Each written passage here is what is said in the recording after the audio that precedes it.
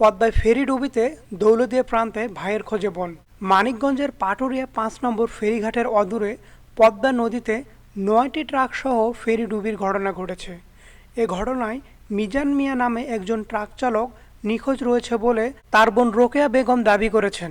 বুধবার ১৭ জানুয়ারি সকাল থেকেই দৌলতদিয়া ফেরিঘাটের এলাকায় এসে তিনি ভাইয়ের খোঁজ করছেন। নিখোঁজ মিজানের বোন রোকেয়া বেগম জানান, তার ভাই মিজান ট্রাক চালক। রাতে মালামাল নিয়ে সে গোয়ালন্দ থেকে রওনা হয়। ফেরি ডুবে যাওয়ার পর থেকে তার ফোন বন্ধ পাওয়া যাচ্ছে। এ কারণে দৌলতদিয়া ফেরিঘাটে এসে তিনি ভাইকে খুঁজতেছে।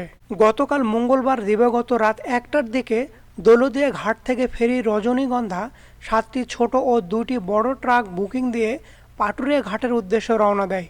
কুয়াশার ঘনত্ব বেড়ে যাওয়ার কারণে মাঝ নদীতে নোঙর করে ফেরিটি। পরে কুয়াশার ঘনত্ব কমে গেলে পাটুরিয়া ঘাট সংলগ্ন এলাকায় আসার পর সকাল ৮:৩০টার দিকে নদীতে মালবাহী বাল্ক সেটের ধাক্কায় মাঝ নদীতে ফেরিটি ডুবে যায়। ফায়ার সার্ভিসের কর্মকর্তারা জানিয়েছেন, সকাল ৮:১৮টার দিক থেকে পাটুরিয়া ৫ নম্বর ফেরিঘাটায় বিআইডব্লিউটিসি এর ফেরি রজনীগন্ধা ৭ ডুবে যাওয়ার খবর পান তারা।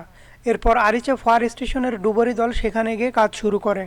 পরে ঢাকার সিদ্ধিবাজার থেকে আরও একটি ডুবুরি দল ঘটনাস্থলে আসে। এখন পর্যন্ত ২০ জনকে জীবিত উদ্ধার করা হয়েছে।